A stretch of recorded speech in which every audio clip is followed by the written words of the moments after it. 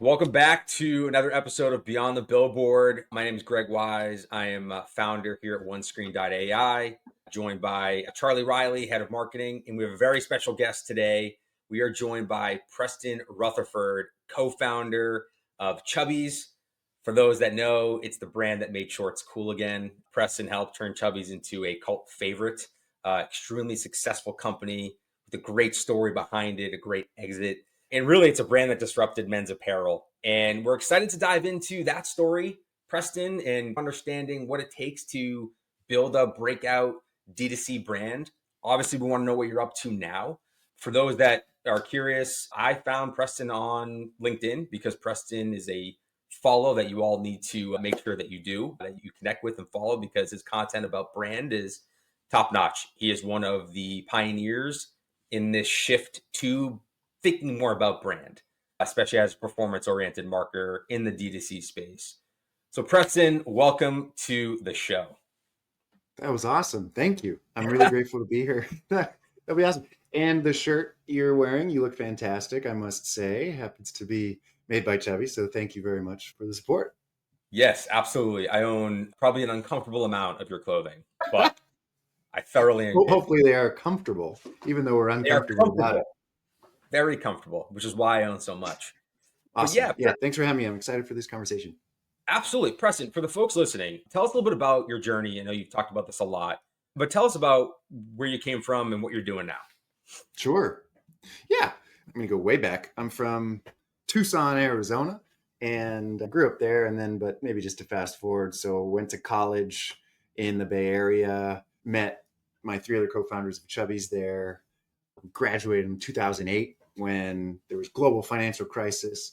I bring that up just because it was a very stressful time for young people trying to figure out who they are and prove themselves. And hey, I got to make money. First job out of Stanford, blah, blah, blah. Who am I?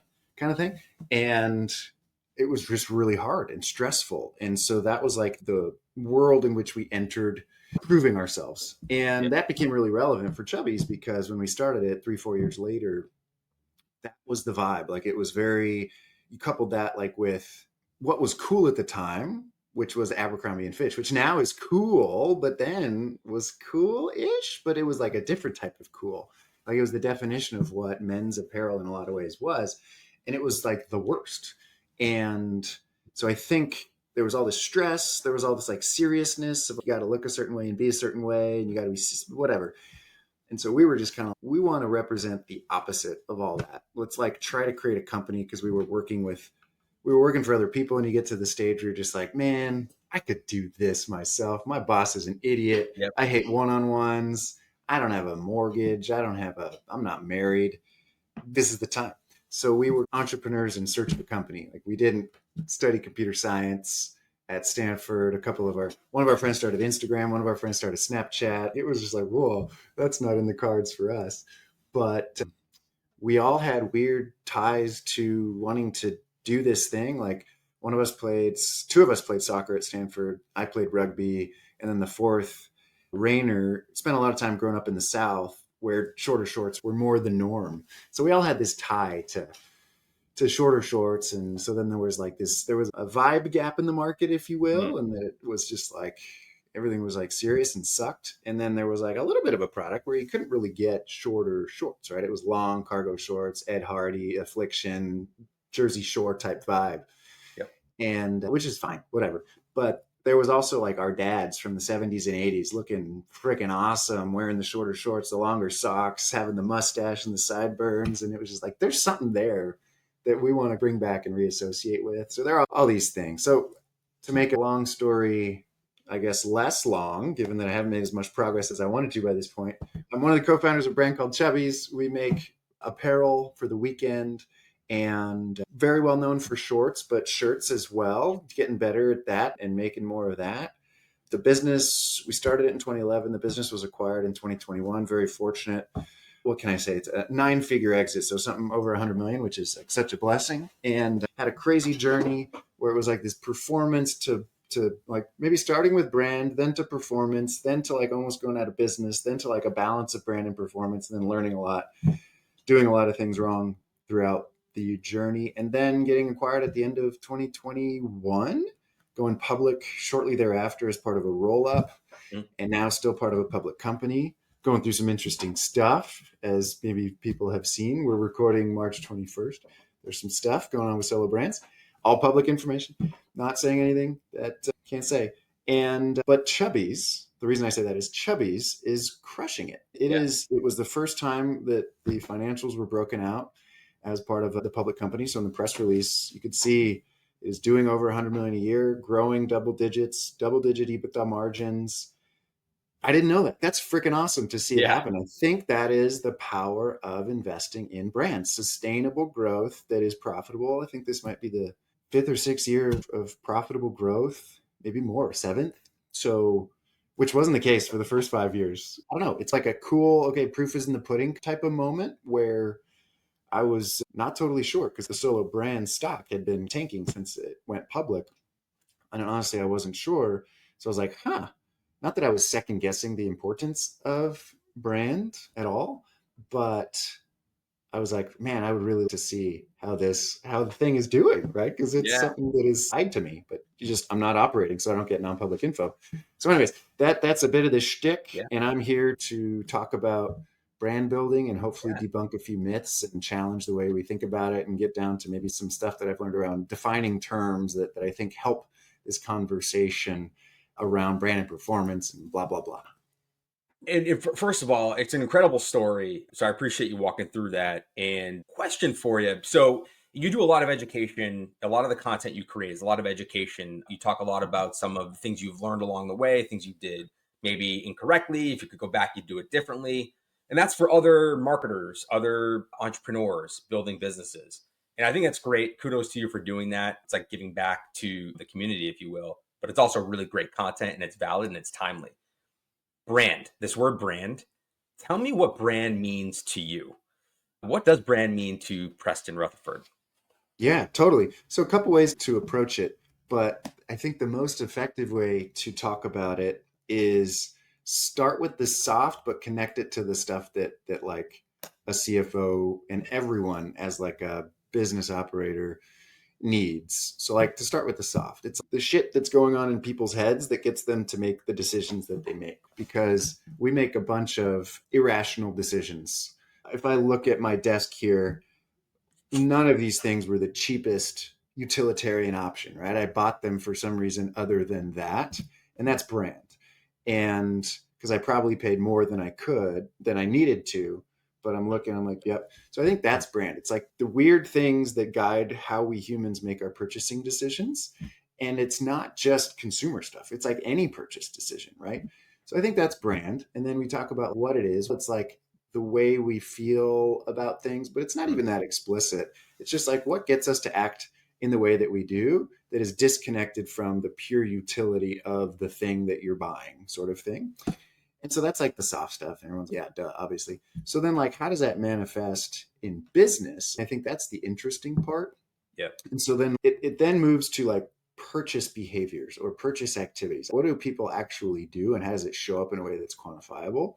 So then, and then it's financial. So like the purchase piece or like the behaviors that I think a stronger brand causes versus a weaker or weakening brand, I think manifests in a couple ways. One is more people search for your brand name, right? Branded organic search, classic metric. But uh, and then share of, right? It grows. You want your share of that to grow faster than your overall market. I think that's a pretty well trodden metric, but it's a great metric, right? Yeah. It's a proxy for the hive mind of humanity. Google, they're still like losing market share ish, but it's still a pretty good proxy for humanity. But then that's good. But what's better is then revenue from branded organic search, revenue from organic search, right? I want that to go up and I want that to go up faster than my business is growing. And so few brands are having that happen right now. If you're an ecom brand or even like on Amazon or whatever, most brands are seeing that the revenue coming from clicks on ads is growing far faster than their overall business. And that is lower quality revenue generally, right? Because you're jamming shit in people's feeds, trying to beg, get that click and purchase. Yep. And that tends to not be a It tends to be a lower, let's call it revenue per session type purchase, lower contribution margin, right?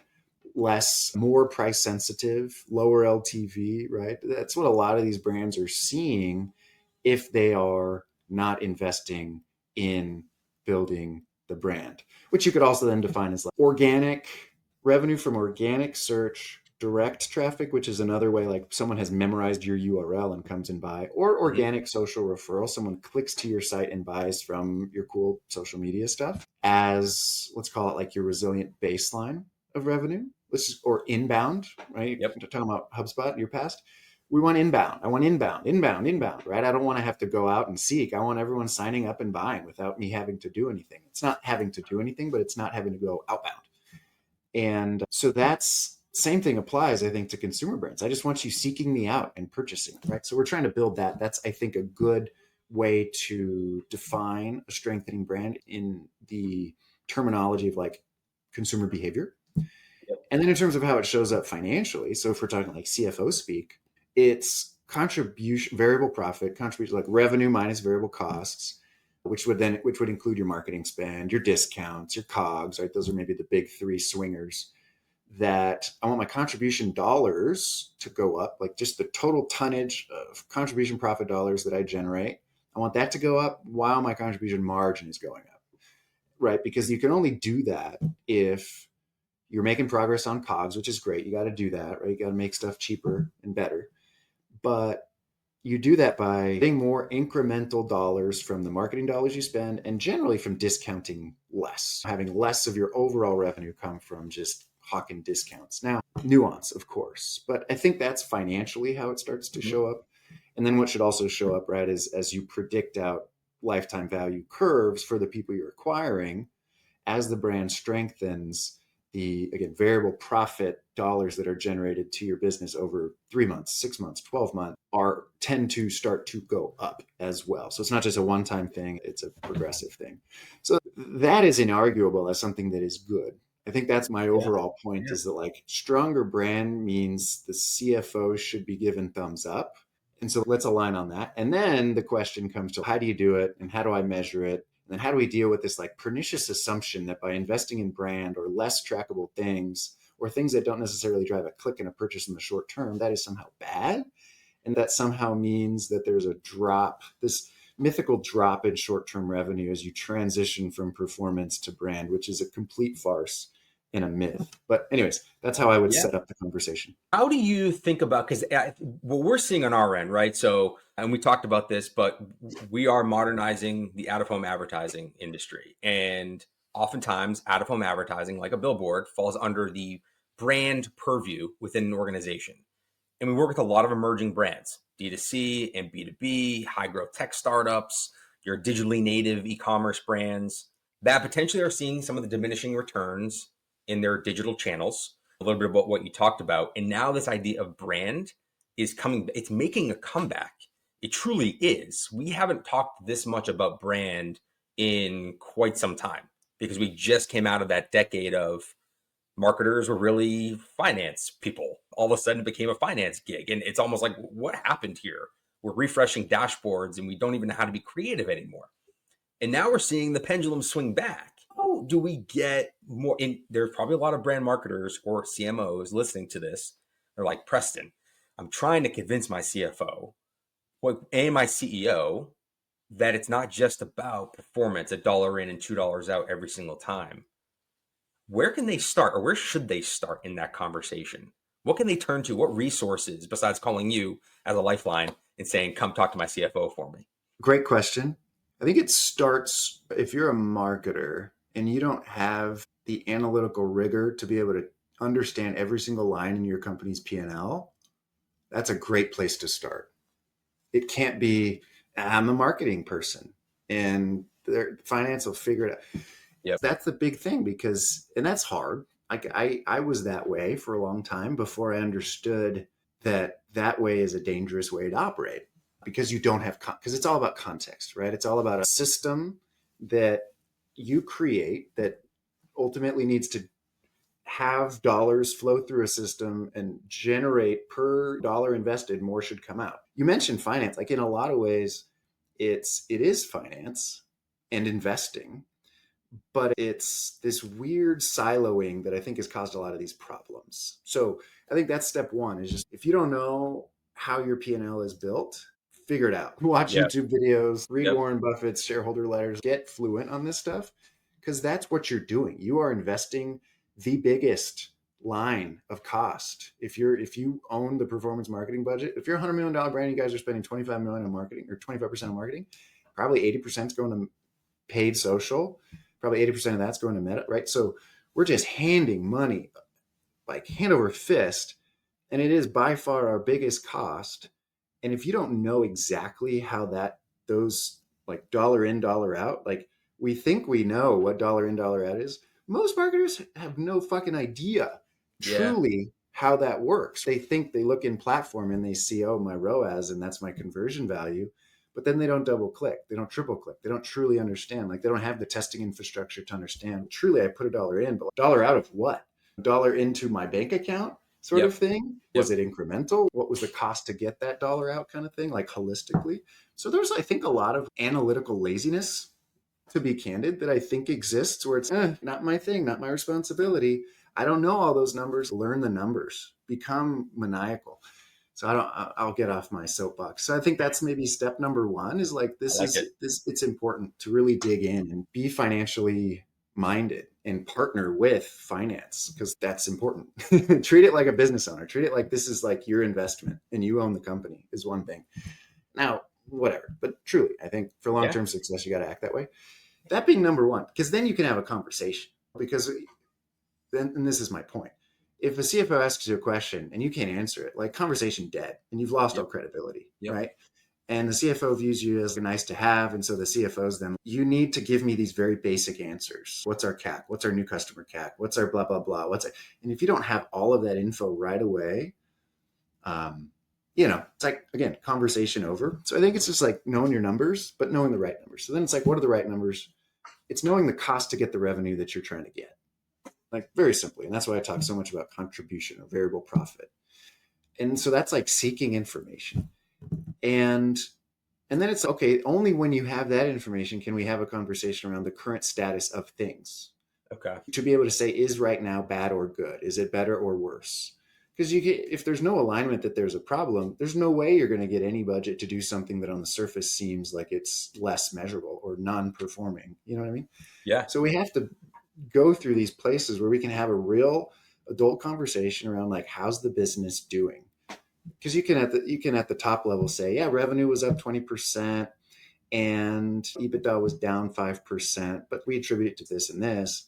And it's not a very specific conversation where it allows you to say, hey, we probably need to change the way we measure, change the way we define success. And I think that's the next thing, which is, as you grow beyond certain points, the definition of success has to evolve.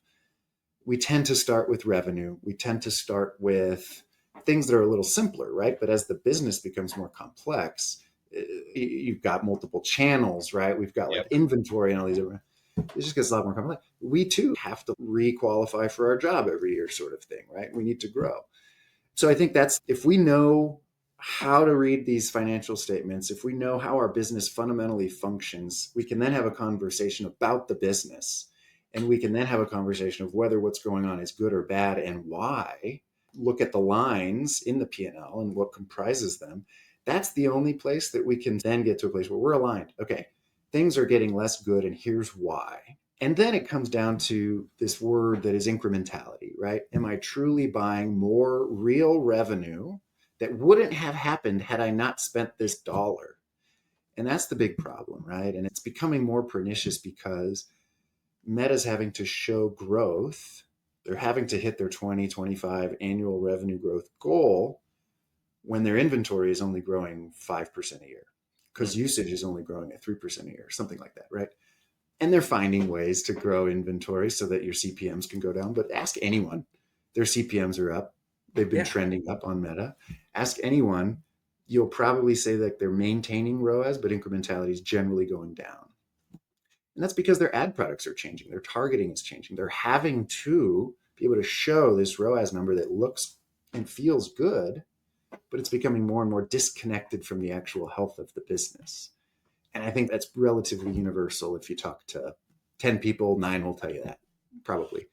And it's because they're making targeting, you talk about targeting and being very specific and precise, they're making it harder and harder to exclude your purchasers, your website visitors, people who are already high intent, who are already going to purchase anyways. They're making it harder and harder to exclude, as is Apple with iOS 14 and all that stuff, where the dollar you're spending is probably not driving that much more dollars that you wouldn't have gotten anyways, even though you're running at a 5 ROAS or whatever it might be. Like, that's not real. It's not a real number, because everyone, even if you think you're prospecting, you're hitting a lot of your existing folks, right? That's just the data bleed that is happening right now.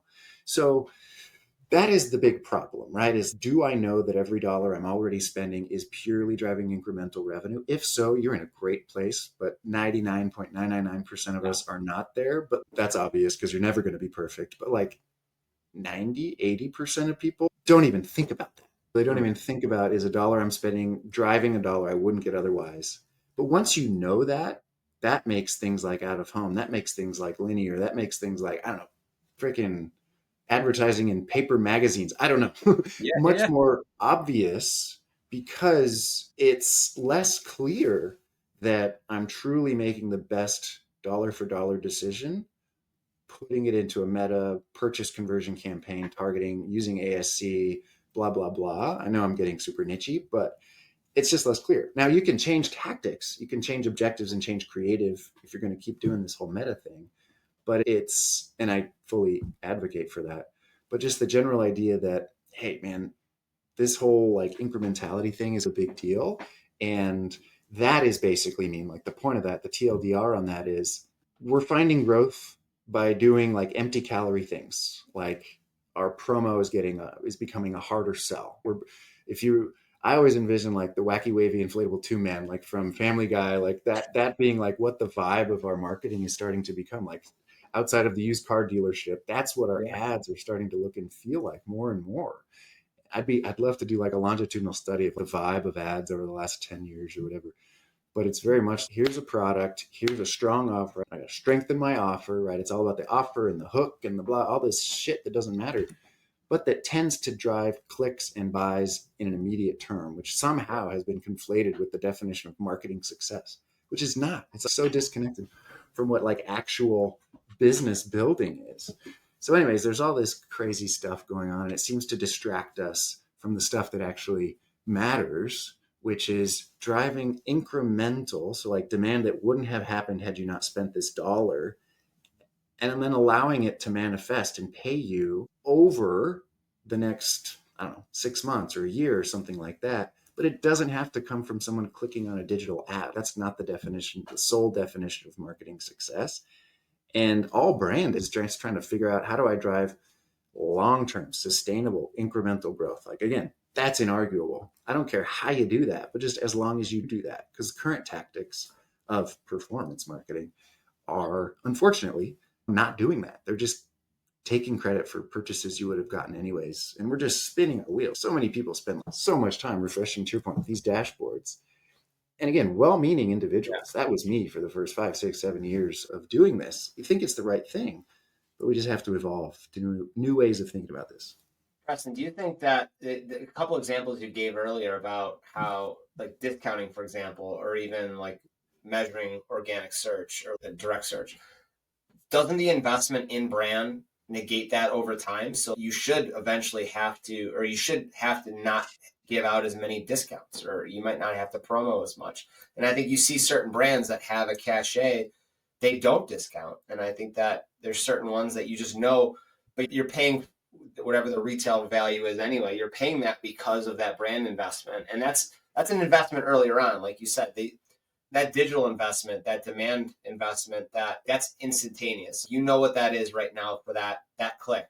But that brand investment happens before. Do you think that's what you were just talking about? Is that investment early on allows you to not have to discount as much, or allows you to stand out as your industry gets commoditized? That's the thing that stands out above everything else. Yeah, you're exactly right. Every brand I talk to is like, more competition. Man, this other companies, they're just willing to spend more than I am to acquire a customer. oh man, the only ads that work are when I'm running a discount. And so it's so then ultimately customer acquisition cost goes up. They can't scale spend or whatever. MER is going down. It manifests in a very similar way. But yeah, you're exactly right. The part though that then gets the CFO to throw their hands up, and then even the marketer to throw their hands up, is everyone agrees up until that point. Dude, obviously I don't want to discount more. Obviously I would like my customers to become more price sensitive. Obviously I would like a bigger moat, but I have to take a drop in short-term revenue if I'm going to invest in any of these things that don't drive short-term revenue. And that's the assumption that is so dangerous. I had it. I think it's a common parlance that like you're not going to see the return from brand for a while and you don't know when. And the cool thing, for better or for worse, is that's just simply not the case. Like, why? So, but yes, so fully affirming your point, that's the whole, it's about resilience, right? It's about resilience and margin and ability to weather inevitable storms.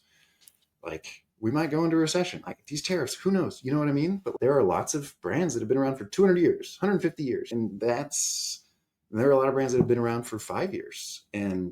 But they probably, and who maybe even went public, right? There are a lot of brands that are really struggling right now. And that were like poster childs for like super fast revenue growth. And so it's one of these things, like it's about sustainably growing profitably over a long period of time.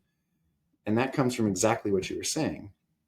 But the cool thing is that because the tactics that like everyone is employing, which is I need this hyper accountable dollar in, dollar out performing spend, where it's like all I will approve as a CFO is this bottom of funnel demand capture thing that is high ROAS. Everyone has kind of moved in that same direction to where there's so much competition for that tactic right now that the cost to execute on that tactic has gotten so expensive that it outweighs so much of the benefit of doing that, even in the short term.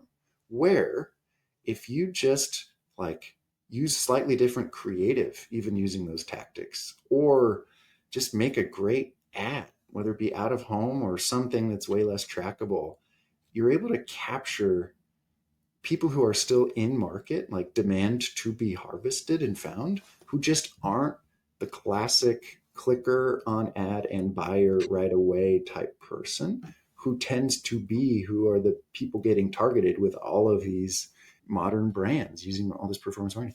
So the net on that is that what I've been seeing, what I think we saw myself, and that what I'm seeing with the brands I'm working with is they're actually seeing short-term conversion lift as well as building the long-term resilience by doing some of these things that are just kind of stepping out of the echo chamber. We're just doing the same thing, same type of creative, same type of targeting, same type of blah, blah, 1 day click, 7 day click, but more and more people moving from 7 to 1 day click as like a Facebook attribution setting because they want to be more accountable, but it's just targeting an even smaller group.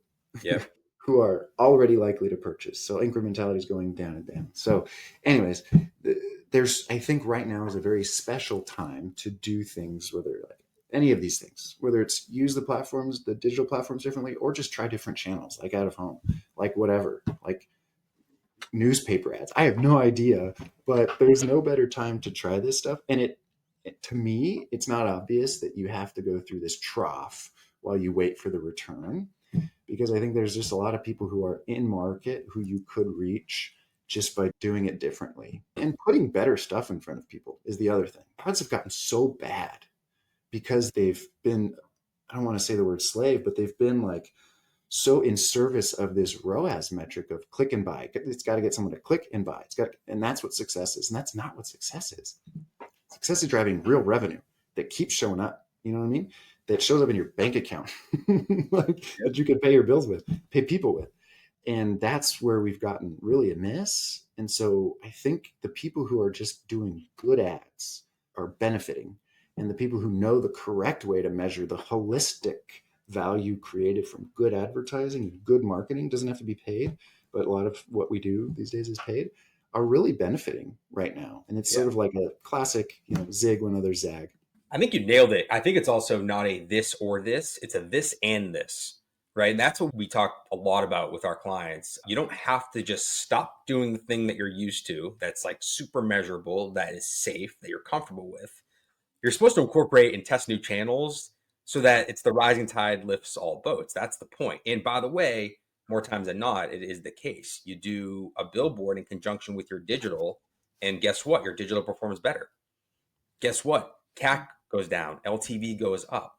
Those are the metrics that we're seeing with the brands that are doing things like out of home for the first time, or even any offline, right? Like our whole thing here is what's old is new again, but it's got to be done in a modern way. That's where we come in.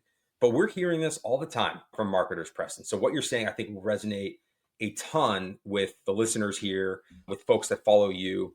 We could have a whole other episode on the 95-5 rule, which I know you Yeah. talk a lot about. That I think people, you mentioned this, but I asked you what you think brand is, and it's that association. But I also think people don't realize that they are consumers, and that there's so much of the time they're not in market to buy a product. But when they're ready to buy it, it's an association with something. And there's a psychology behind it. And that's all brand. That is all brand. And the brands that have longevity that you talked about have been around for hundreds of years and will be around for another 100 years. They've done brand. They've invested in brand. They, quite frankly, a lot of them have started with brand, which, Totally. of course, you talk a lot about.